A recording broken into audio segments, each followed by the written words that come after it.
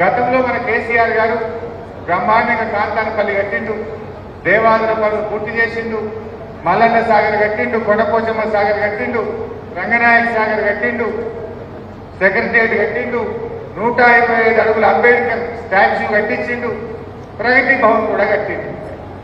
ప్రగతి భవన్లో అంటే ఏం అబద్ధాలు ఆడినప్పుడు ప్రగతి భవన్లో 150 బెడ్రూమ్లు ఉన్నాయట, స్విమ్మింగ్ పూల్ ఉన్నదట, బంగారం బాత్రూమ్లు ఉన్నాయనిగా ప్రజలకు అబద్ధాలు మాట్లాడి మనమే బుద్ధ జల్లే ప్రయత్నం చేసింది. మొన్న ఎవరుంటున్నా బట్టి విక్రమార్క ఉప ముఖ్యమంత్రి ఉంటుంది. మొన్న అసెంబ్లీ చాలా కాగానే పట్టుకున్నాను, అయ్యా బట్టి విక్రమార్క గారు ఇప్పుడు నువ్వే ఉంటున్నావు కదా ప్రగతి భవన్లో, ఎందుకంటే మీరు ఆపోజిషన్ లో ఉన్నప్పుడు 150 బాత్రూమ్లు అన్నావు, బెడ్రూమ్లు అన్నావు, ఏమేమో మాట్లాడారు. ఇప్పుడు చెప్పవే నేను అసెంబ్లీలో అడుగుతున్నా ఎన్ని రూములు ఉన్నాయో, అది ఏమున్నాయో లేచి చెప్పు అని అడిగినా. తలకాయ కిందికేసుకున్నాడు, ఇక లేస్తే కొట్టు, మాట్లాడితే కొట్టు, మరి ఉంటే చెప్పాలి కదా, అన్ని చూంటా మాట.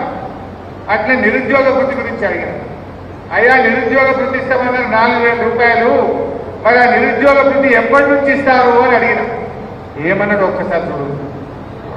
నిరుద్యోగ వృత్తి ఎప్పుడు ఇస్తామని అడుగుతున్నారు వృత్తులు, నిరుద్యోగ వృత్తి ఎప్పుడు ఇస్తామని అడుగుతున్నారు వృత్తులు, నిరుద్యోగ వృత్తి 6 గ్యారెంటీల్లో కానీ నేను దీంట్లో కానీ అప్పుడు మేము ఉద్యోగాలు ఇస్తామని చెప్పాను. మీరు ఎలక్షన్ కావాలంటే ఉద్యోగం ఇస్తాను మాట్లాడు. కాంగ్రెస్ పార్టీ ఫస్ట్ డిక్లరేషన్ ఉద్యోగాల కోసం ప్రయత్నం చేసి ఉద్యోగ ఉపాధి దొరకక నిరాశ చెందుతున్న నిరుద్యోగ యువకులకు ప్రతి నెల 4,000 రూపాయల నిరుద్యోగ వృత్తిని ఇచ్చి నిరుద్యోగ యువకులను కాంగ్రెస్ పార్టీ ఆదుకుంటుంది.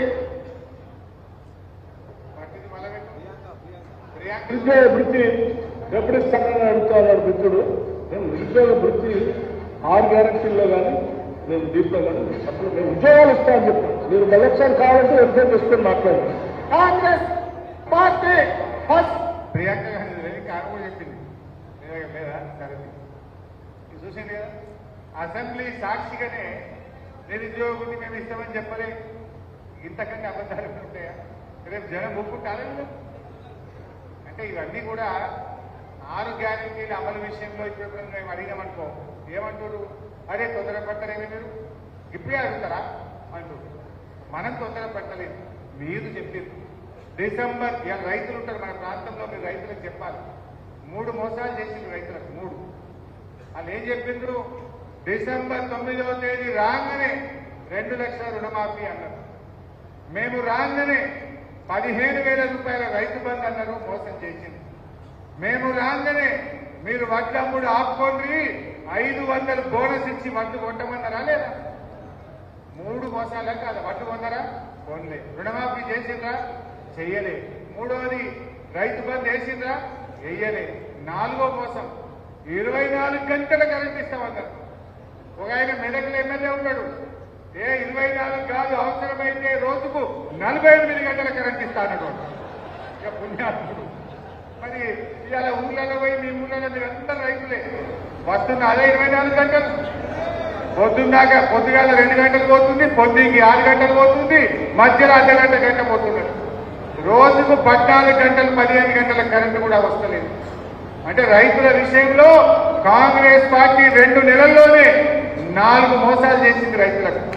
24 గంటల కరెంటులో మోసం, రైతు బంధులో మోసం, వడ్లకు బోనస్ లో మోసం, 2 లక్షల రుణమాఫీలో మోసం.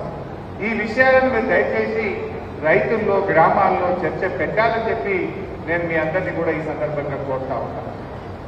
అయితే రేవంత్ రెడ్డి గారు మీరే చూశారు, ఏమన్నాడు, నేను 9వ తారీఖు నాడు ప్రమాణ స్వీకారం చేస్తా, అది సోనియా గాంధీ పుట్టినరోజు, ఆ రోజే 2 లక్షలు మాఫీ చేస్తాను.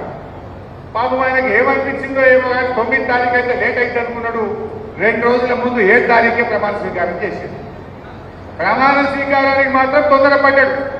మరి హామీల అమలు విషయంలో మాత్రం ఎగవేత దాటవేత. ప్రమాణ స్వీకారం 2 రోజులు ముంగటికి చేసి హామీలు అమలు చేయబోయా అంటే దాటవేయబట్టి ఇదెక్కడి అయినా 60 రోజులు అయిపోయింది. ఇక మిగిలింది 40 రోజులు. ఈ 40 రోజులు కూడా ఉంటారా? 10 రోజులు 15 రోజులు అయితే ఎలక్షన్ కోడ్ వస్తుంది, పార్లమెంట్ ఎన్నికల కోడ్ వస్తుంది. రేపు ఏమంటాడు, అయ్యో కోడ్ వచ్చింది కదా, ఇప్పుడేం కోడ్ లేదు. నిజంగా నీకు 100 రోజులు అమలు చేసేది ఉంటే, నీకు చిత్తశుద్ధి ఉంటే, నీ హామీల మీద నిజాయితీ ఉంటే ఇప్పుడే జీవోలు ఇయ్యి, ఇప్పుడే నిర్ణయం తీసుకో. రేపు వడ్లు వస్తాయి ఈ అసెంబ్లీ పంటకు, ఆ వడ్లకు ఖచ్చితంగా 500 బోనస్ ఇచ్చి వడ్లు కొట్టమే నీ పార్లమెంట్ లో నీకు ఓట్లు వేస్తారు, లేకపోతే నీ కాంగ్రెస్ పార్టీని బోత పెడతారు. రేపు వడ్లు రావా, కరెక్ట్ గా ఓట్లు డబ్బులు పడే టైంకు వడ్లు వస్తాయి. అప్పుడు బోనస్ ఇవ్వలేదనుకో అదే కాంగ్రెస్ పార్టీకి ఇదే రైతులు తగిన బుద్ధి చెప్పే పరిస్థితి వస్తుంది. అదేవిధంగా అక్క చెల్లెళ్లకు 2500 ఇస్తానవా లేదా మహాలక్ష్మి, మరి ఎందుకు ఇస్తలేవు? ఆ మహాలక్ష్మి ఇస్తేనే 2500 అక్క చెల్లెల అకౌంట్లో పడితేనే రేపు మహిళల ఓటు అడిగే హక్కు కాంగ్రెస్ పార్టీకి ఉంటుంది. మా వృద్ధులకు వితంతువులకు 4000 పెన్షన్ అన్నావు.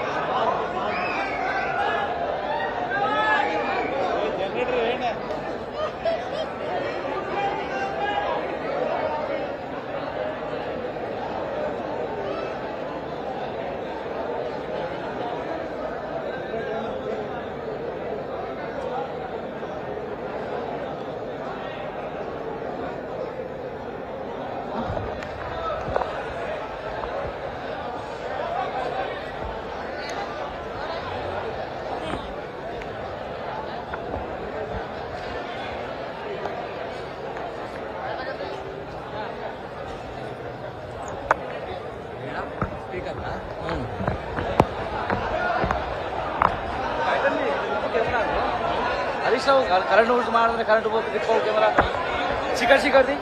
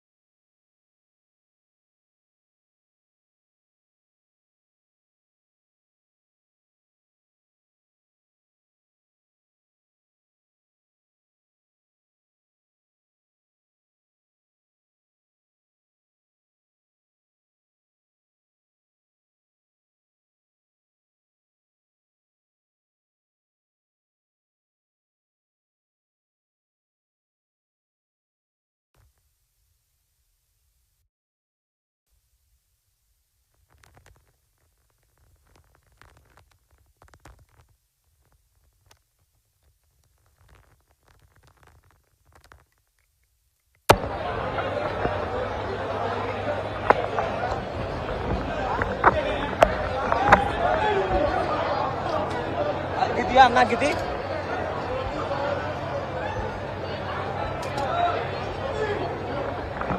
అన్న సైడ్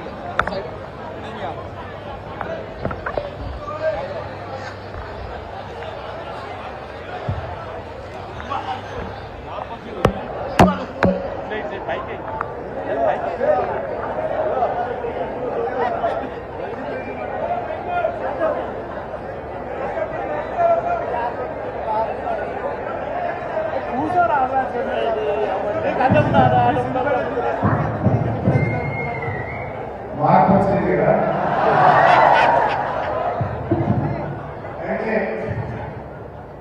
ఈ పార్లమెంట్ ఎన్నికల్లో వృద్ధుల